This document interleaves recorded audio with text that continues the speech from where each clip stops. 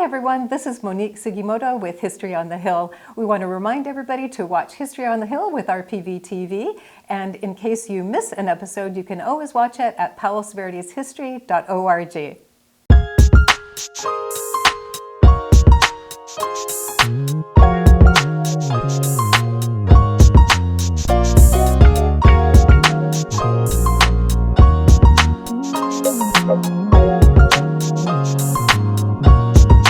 Hello everybody, this is Monique Sugimoto, the archivist and local history librarian with the Palos Verdes Library District, and we are here for another episode of History on the Hill with my co-host. Our favorite show, Maria Sorreo, and we are again in the RPV studios, and it is so much fun to be here. I think we got a winning combination here to be in the studio. I think so as well. I love learning about so much history here on the Hill from you, and I know we have a great show today. Yes. And so just a little bit of background. Maria and I were tossing around ideas about what kind of show we wanted to do today. Yes. And everybody knows that there are a lot of famous people who are here, or who were here, are here, or have been here on the peninsula, and we thought we would go over a few of those. Okay. But then also to go over a few lesser known people who were on the peninsula that also made an impact on our community. Absolutely. Yes. So we all know about, and I have to say this, I had somebody donate this to the local history center. He was doing lots of research on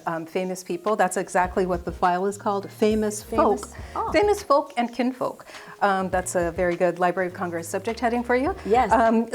And he gave me his compiled sources of famous people who were on the peninsula. Which has always surprised me that so many people have lived here or live here. Because they don't make themselves very well known for the most part. Right. But they're, Buddy Ebsen was here for a long time. Buddy Ebsen was here, and not only was here, but he was on Via Campesina, which is like in the heart of PV Estates. So he was here, also an integral part of the community. Yes. We've got Old Hollywood with Charles Lawton, Myrna Loy. Wow. I mean, all these people, Burgess Meredith, Lloyd Bridges, Natalie Schaefer, Ethel Barrymore.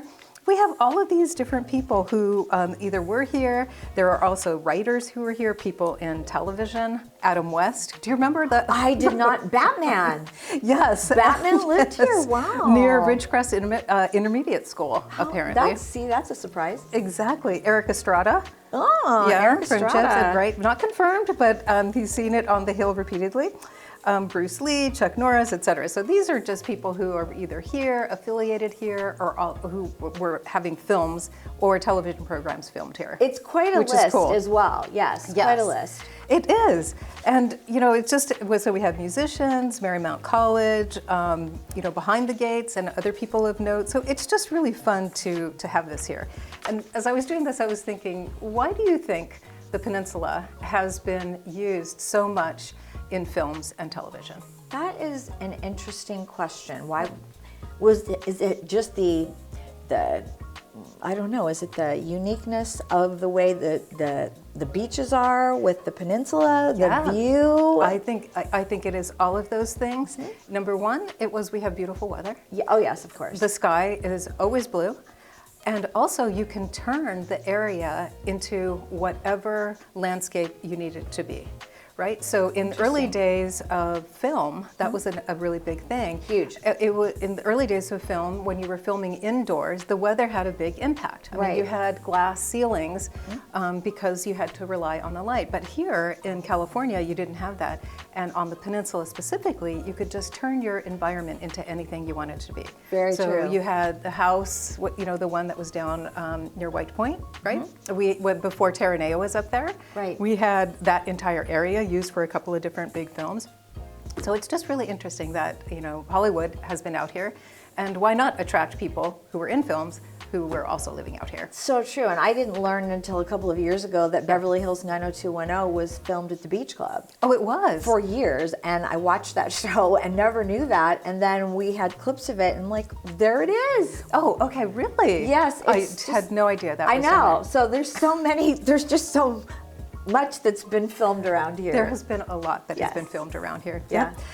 One thing, so you notice that I have my Dolphin 1959 yearbook. We cannot go an episode without talking about yearbooks. One of my favorite things ever about the library are the yearbooks, because you've got everybody and such old ones, and it's just so much fun. And who do we have in the Chadwick 1959 Dolphin Yearbook? I'm going to put it up here so everybody can see. We have Liza Minnelli. Wow. So Liza Minnelli is right here. So she was here for a year. So we even have famous people like that. Very famous. Yes. So we have people like that. Wow. Now, one thing that we were talking about right before the show was also this book, The Falcon and the Snowman. Yes. Okay, you gotta tell your story. Oh my gosh. You gotta tell your story. So when I was Got 17, The Falcon I and the was Snowman. an extra in the movie A Falcon and the Snowman. The Falcon and the Snowman. So when you brought the book, that was sparked that memory. So it's so interesting. You said they actually grew up here? Yes. So they went to PV High, and they were arrested for espionage. Had the two students who were there, Christopher Boyce and Dalton Lee, and they sold secrets to the Russians, were arrested, spent time in jail, and now Christopher Boyce has published his own book after being released from prison. And we have that here as well in the local history center. And this is what I like so much, and I know I go over this theme all the time, is that we have materials that, we have archival materials, which are kind of those one standalone things, but they're always related to something else. Right. I mean, it's related to that larger community. When we have, when he's writing his book, right, and he's, had the life after prison, that's also of interest, right? Of course. I mean, so that's really the fun part of archives. I'm putting in a plug for archives. Absolutely. Is that you can pull different materials together to tell a story.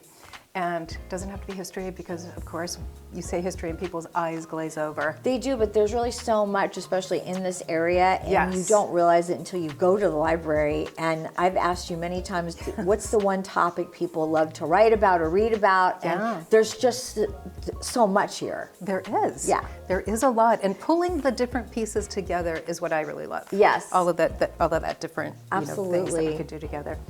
So when we get back into what are the lesser known people that are here, we have significant people who lived on the peninsula. Very significant. And also were very involved in the community. And one of them is Paul Conrad.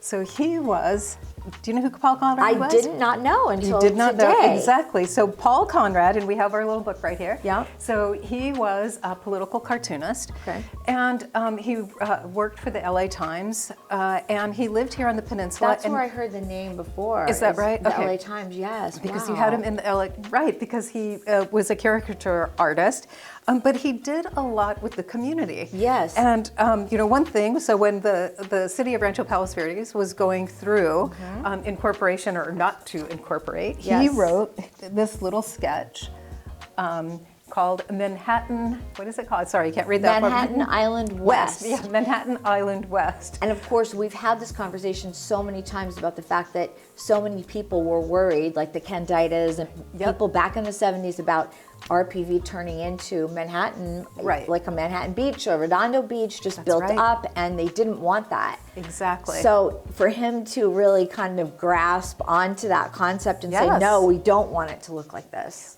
Exactly, we don't want it to look like this, Yes. and to put it into the papers. I was trying to find the original one of these yesterday, love that. but I couldn't find it. And But what I will love find it. about this one is Yeah. that it says, find the glass chapel, find the marine land spear, Exactly. Yes, it would have been hard to find back then, or if it had turned into this. But Yes. of course, now you can drive down the street and you can see different things. So, Yes, yeah, exactly. But that's he so did this one. interesting. Here is another Yes. donation that I think is equally interesting. Again, by Paul.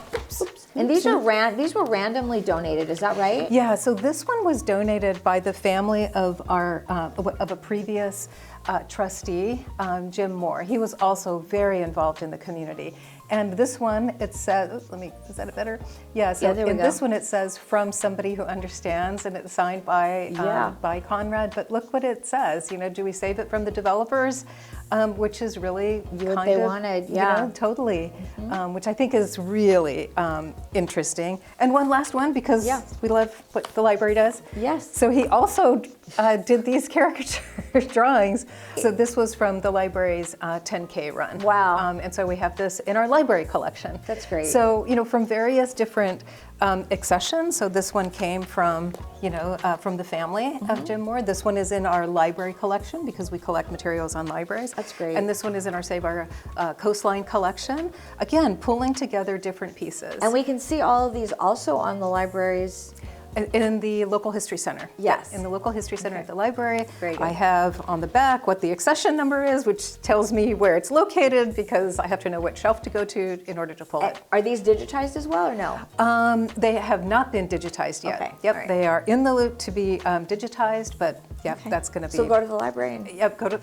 you can see them in person. And come and see Yes, them in person, absolutely. which is really wonderful. So we have Paul Conrad. Okay. And we also have our espionage folks, which Yes. is kind of fun. And the next person I wanted to talk about, especially in this time of disaster and disaster preparedness, is this person named Don Wallace. We recently got a collection, I think it was last year, maybe, it was at the end of the Doors Open Peninsula program, Oh, okay. because a community member saw it and said, you should add this plaque honoring Don Wallace, which is located off of High Ridge and Armaga Springs, in that area, for the Wallace Ranch housing development. And there's a plaque there that is honoring Don Wallace. He was an amateur radio operator, and he had over 120 acres or so of property on the peninsula that he bought from Press Wireless. Do you know who Press Wireless is? I do not. Press Wireless was, in the early days, right before World War II, a consortium of newspaper entities who created a station there to collect information from abroad. So they had this entire station set up in this area that Wallace then went and purchased. Well, Wallace was a radio operator helping, Wilson during World War I. He's an amazing person. Yes. So he bought that property and he set up his rhombic antenna farm. And so we have this really amazing photograph in the local history center on Don Wallace. Yes. And you can see it. And now we have it in we front have of it us. right here in Yes. front of us. Oh, perfect, we do. Yep. And there's a little description that's at the bottom that says, okay, this is where Crenshaw is and this is where the ranch is. But the collection that we got was this collection to create a museum, an amateur radio museum. Which, by the way, people love doing that. Yes. That's so popular. It is popular. Yes, very popular. It's like its own little niche, I think. It is its own little niche, and I know that the Amateur Radio Club actually meets in the library, occasionally. But the idea of using, this type of equipment in emergencies is so important. Huge. It's huge.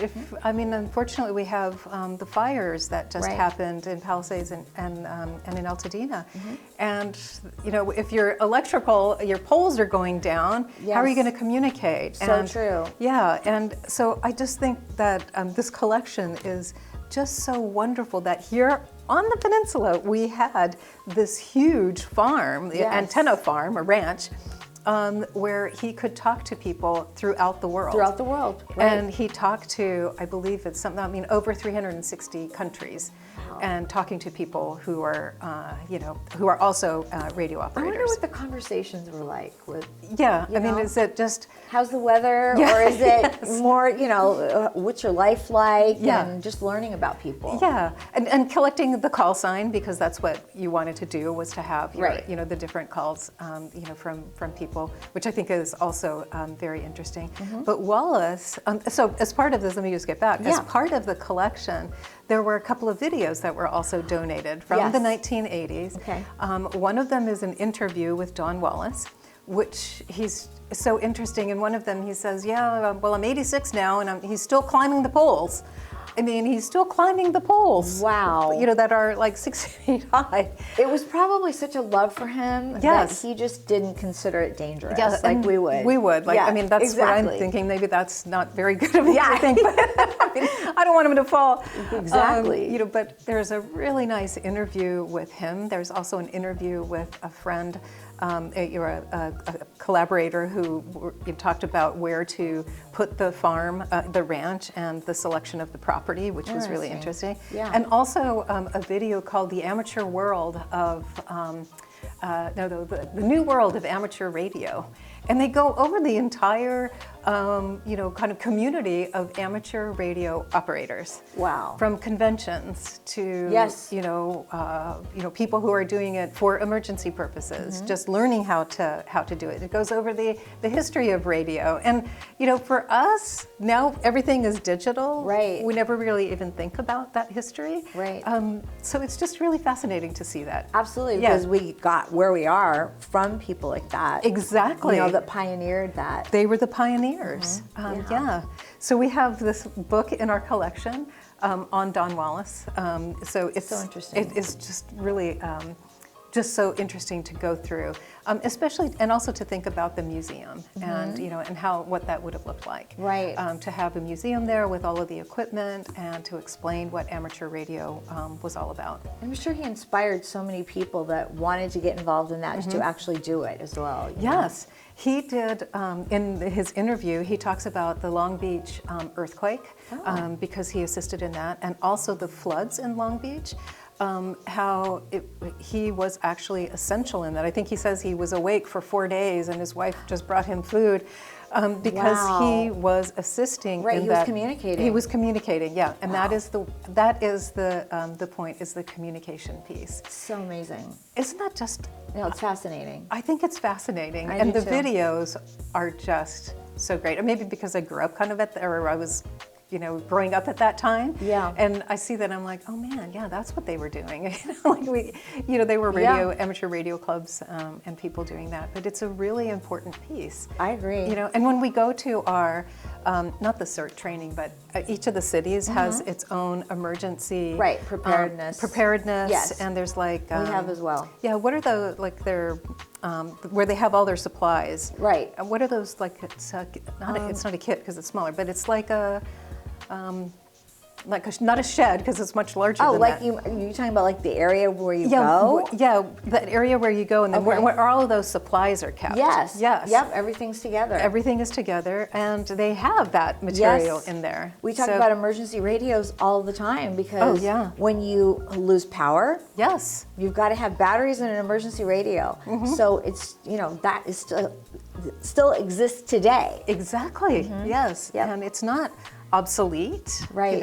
It is part of, that angle of it, the emergency preparedness is really interesting. Yeah. There are kids who, on the program, The New World of Amateur Radio, and she says, oh, it's a great way to meet friends, new people across the world, and I just think that's fascinating when you think about the time in which this was being developed. Right. That it wasn't that easy to communicate.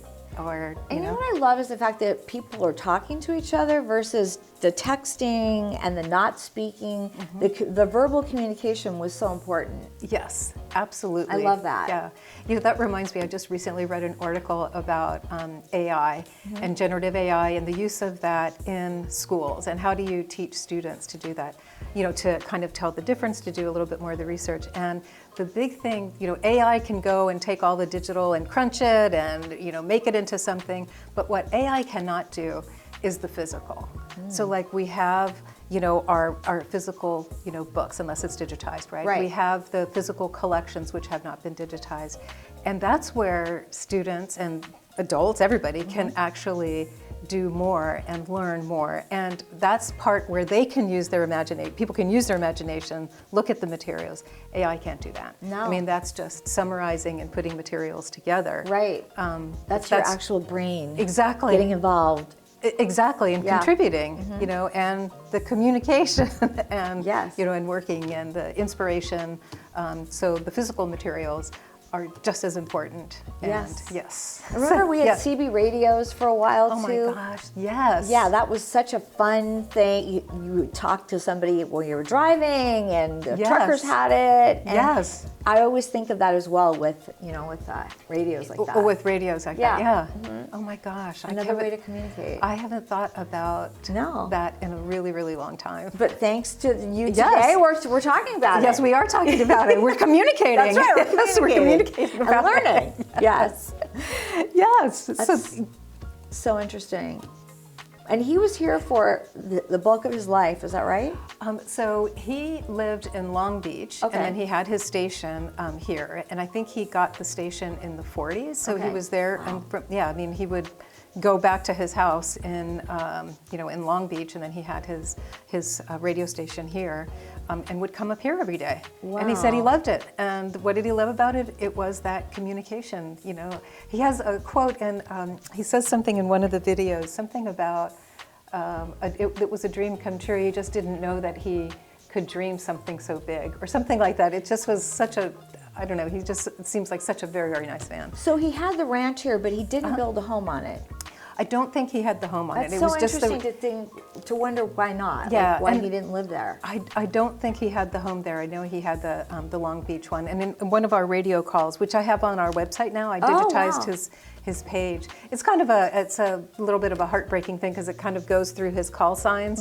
And then there's also some clippings from the newspaper saying that the area, the last 24 acres of his Rombic farm was going to be turned into residential housing. Wow. Yeah. So, and the city actually was working with the foundation after Mr. Wallace passed away to create a museum there. It just didn't go. It just didn't go, and unfortunately, but there is a plaque there, which I think is also significant. Nice. Yes, and I am looking forward to going and see the plaque.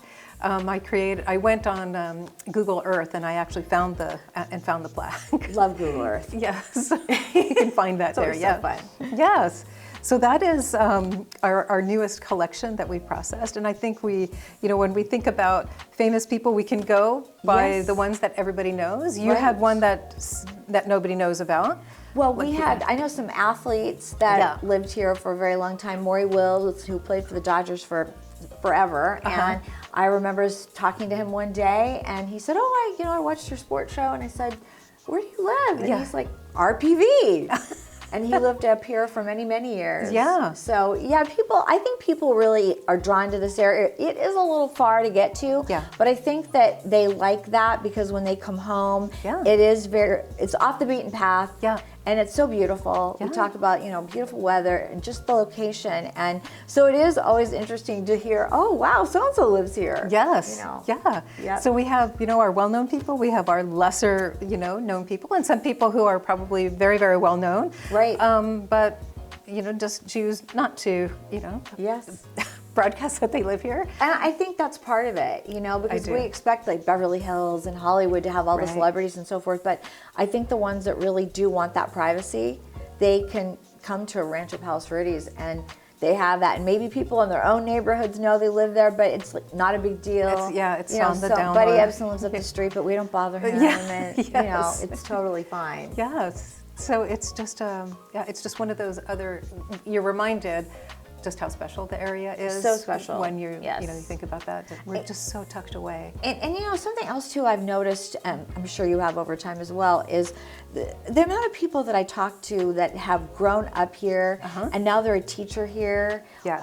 And they'll tell, I'll ask them, how long have you lived here? Oh, since I was born. Right. They never wanted to leave the area. Yeah. And I have met so many people that are born and raised here, which always surprises me. I'm always interested to hear people's stories about that. Yeah, but and since the pandemic, there are a lot of people coming back to the area as well. Interesting. Which I think is also very interesting, that they, you grow up, you go away. Yes. But then you settle back and you come back to your community. Right. I just talked to two people. And you know what? They both graduated from high school here. Both of them from Rolling Hills, when it was Rolling Hills High School. Yes, Peninsula High which School, they'll always tell you. Which they will. Everybody will always tell you that. It is Rolling Hills High School. Yes. But went out, had careers outside. And then when they retired, or in the last, maybe 10 years or so before they retired, they came back to the peninsula. Yeah. One person that I know of who came back. She stayed in Southern California, but she came back to take care of her parents. Wow. But now is living in the parents' house and has retired. And it's just such a, coming back to your area. Yeah. I mean, I don't think I would ever go back to my hometown. There just isn't the opportunity there. Now, where are you from originally? So I'm a little bit of a wanderer. So I was raised mostly in El Paso, Texas. Okay. Yeah, was not born there.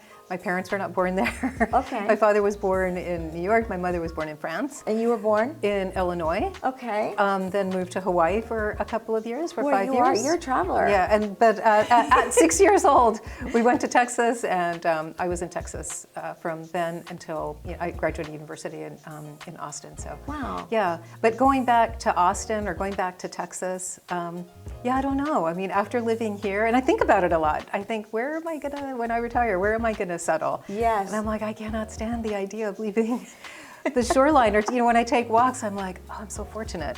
Yes. We come to the lighthouse and we walk the lighthouse trail. Right. A Well, lot, this and is just such a beautiful area. Once It you're is. sort of here and you're used to the ocean, it's a little bit different, you Yes, know. So yeah. I know you want to tell us some things about they're Oh, coming up yes. at the library too. Please Exactly. I do. completely forgot about that. Thank you Yes, for reminding of me. course, And I think the absolutely. library administration will be very happy. Yeah, we have to know what's going on. Know what's going on in the library. Okay, Yes. first and foremost, Okay. the library is doing a community survey right now. So I would encourage everybody. Okay.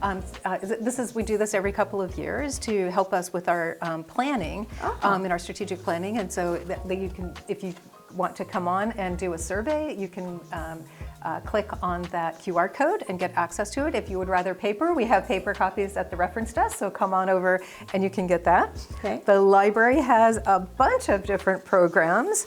One of our newest one is called In the Loop. I love that. Yeah, it is so nice. There is a knitting program over at Malaga Cove Library. Okay. Very, very popular. I've heard about this. Yeah, so and now it is a one called In the Loop, which is crocheting, where people can come to the library. Have you ever crocheted? I have crocheted, and I'm not very good at crocheting because I can't really see the loops that well, but I love knitting. Ah, I love it. I tried both, And, but I'm a crocheter more than a knitter. oh, you are? Because I can sort of do it without thinking.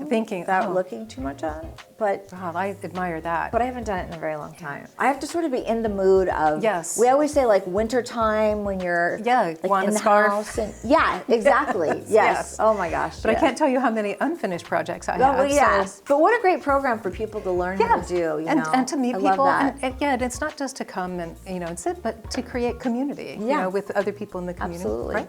This is one program that we're starting. This is resources, family orientation.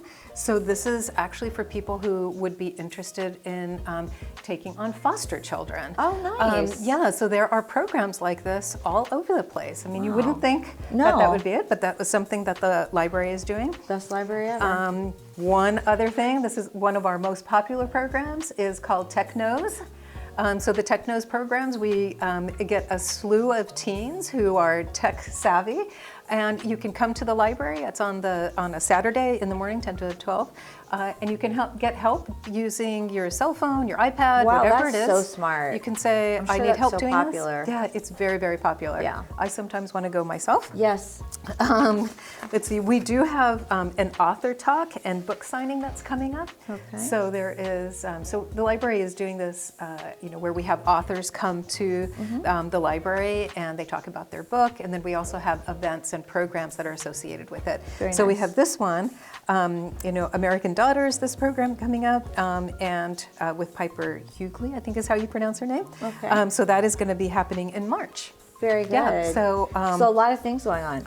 there are a lot of things going on in the library. And we always want to say the website. The library's website is pvld.org. Okay. And if you want a direct link to our digital repository, which is from the local history center, that's going to be at palosverdeshistory.org, all one word. And that will get you to what we have digitized. We are always and constantly putting things up now, so Right. absolutely visit and visit often, because there's new stuff coming up all the time. And speaking of visiting and visiting Yes. often, I will look forward to seeing you next month right here in studio. Yeah, so I can absolutely. learn more things. I love this. Great. This Yes. is so much fun. It is so much fun, and thank you so much Thank for you. having us. I mean, this is so great, and So much fun. We Love love it. being part of the community to Absolutely. do this. It's great. So thank you, RPD. Thank you, Monique. Thank you. Okay, we'll see you next time on History on the Hill. Bye.